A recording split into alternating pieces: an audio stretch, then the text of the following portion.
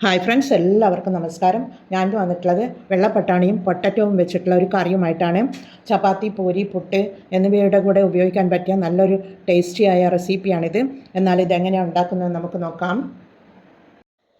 വെള്ളപ്പട്ടാണിയാണിത്. ഈ ഒരു അരക്കപ്പാണിത്. അരക്കപ്പ് വെള്ളപ്പട്ടാണി എടുത്ത് ഞാനത് കുതിരുവാൻ വേണ്ടി വച്ചിരുന്നു. ഇതിവിടെ നല്ലതുപോലെ സോക്കായി വന്നിട്ടുണ്ട്. അത് നമുക്കൊരു കുക്കറിലേക്ക് ഇട്ട് കൊടുത്ത് വേവിച്ച് കൊണ്ടുവരണം. ഇതിന് നല്ല വേവുള്ളത് കൊണ്ട് തന്നെ വെള്ളം കുറച്ചധികം വെച്ച് കൊടുക്കണം. മഞ്ഞളും ഉപ്പും ഇട്ട് നമുക്ക് വേവിച്ച് കൊണ്ടുവരാം. സ്റ്റൗ മീത് ഒരു പാൻ വെച്ച് കൊടുത്തിട്ടുണ്ട്. അതിലേക്ക് ഒരു ടേബിൾ സ്പൂൺ വെളിച്ചെണ്ണ ഒഴിച്ച് കൊടുക്കാം. പിന്നീട് ഒരു മീഡിയം സൈസ് സവാളയാണ്, ഇതുപോലെ നീളത്തിൽ അരിഞ്ഞെടുത്തിട്ടുള്ളതാണ്, അതുകൂടി ഇട്ട് കൊടുക്കാം.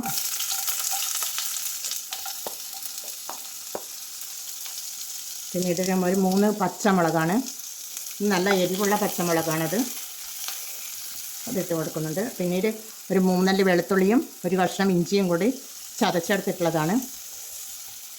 പിന്നീട് ഒരു വലിയ തക്കാളി ഇതുപോലെ നേരിയ രീതിയിൽ കട്ട് ചെയ്തെടുത്തിട്ടുള്ളതാണ്, അതുകൂടി ഇട്ട് കൊടുത്തൊന്ന് വഴറ്റി കൊടുക്കാം. ഇത് വഴന്ന് കിട്ടുവാൻ വേണ്ടി നമുക്കൊരു ടീസ്പൂൺ ഉപ്പിട്ട് കൊടുക്കാം.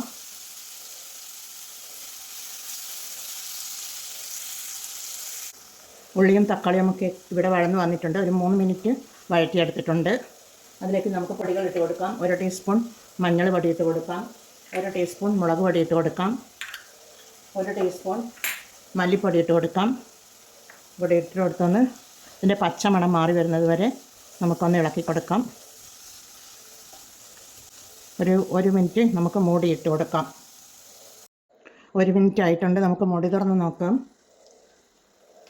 അതിലേക്ക് 1 ടീസ്പൂൺ ജീരകത്തിൻ്റെ പൊടിയാണ്, അതിട്ട് കൊടുക്കുന്നുണ്ട്. നല്ലതുപോലെ ഉള്ളിയൊക്കെ വഴന്ന് വന്നിട്ടുണ്ട്.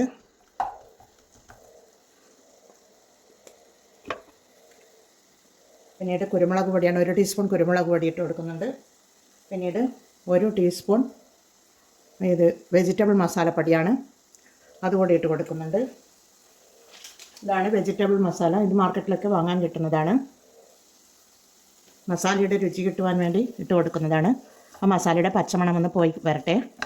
അതിനുശേഷം നമുക്ക് പട്ടാണി ഇട്ട് കൊടുക്കാം.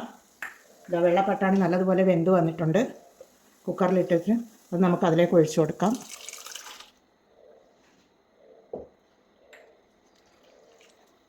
ഒന്ന് ഇളക്കി കൊടുക്കാം.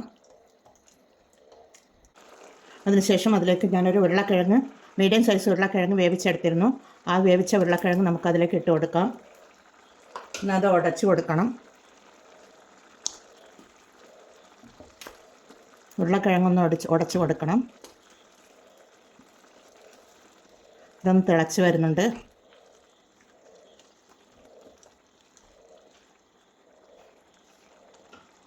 ഉപ്പ് 1 ടീസ്പൂൺ ഉപ്പാണ് ഇട്ടിരുന്നത്. 1 ടീസ്പൂൺ കൂടി ഉപ്പ് നമുക്ക് ഇട്ട് കൊടുക്കാം. മൊത്തത്തിൽ 2 ടീസ്പൂൺ ഉപ്പ് ഇട്ട് കൊടുത്തു. വെള്ളപ്പട്ടാണിയും ഉരുളക്കിഴങ്ങും വെച്ചുള്ള കറി നല്ല ടേസ്റ്റുള്ളതാണിത്.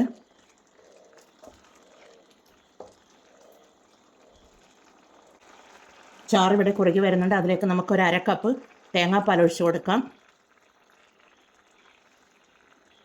1 തണ്ട് കറിവേപ്പില ഇട്ട് കൊടുക്കാം. അതൊന്ന് ചെറുതായ ഒരു വന്നതിന് ശേഷം നമുക്ക് തീ ഓഫ് ചെയ്ത് കൊടുത്ത് മൂടിയിട്ട് ഇതിൻ്റെ മൂടിയിട്ട് കൊടുത്ത് 1 മിനിറ്റ് വെക്കാം.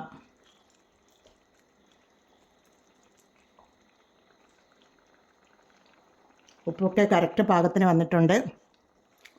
നല്ല ടേസ്റ്റുണ്ട് കറി. എല്ലാവരും ഇത് ട്രൈ ചെയ്ത് നോക്കണേ. തീ ഓഫ് ചെയ്ത് കൊടുത്തിട്ടുണ്ട്. നമുക്ക് മൂടിയിട്ട് 1 മിനിറ്റ് വെക്കാം. മൂടി തുറന്ന് നോക്കാം. നല്ല അടിപൊളി പട്ടാണി ഉരുളക്കിഴങ്ങ് കറി ഇവിടെ റെഡിയാണ്. എല്ലാവരും ഇത് ട്രൈ ചെയ്ത് നോക്കണേ. അടിപൊളി ടേസ്റ്റാണ്. എന്നാൽ എല്ലാവരും ഇത് ട്രൈ ചെയ്ത് നോക്കി ഫീഡ്ബാക്ക് അറിയിക്കണേ. കമൻറ്റും സബ്സ്ക്രൈബും ചെയ്ത് സപ്പോർട്ട് ചെയ്യണേ. അടുത്തൊരു വീഡിയോയുമായി വരുന്നത് വരെ എല്ലാവർക്കും താങ്ക് യു ഫോർ വാച്ചിങ്.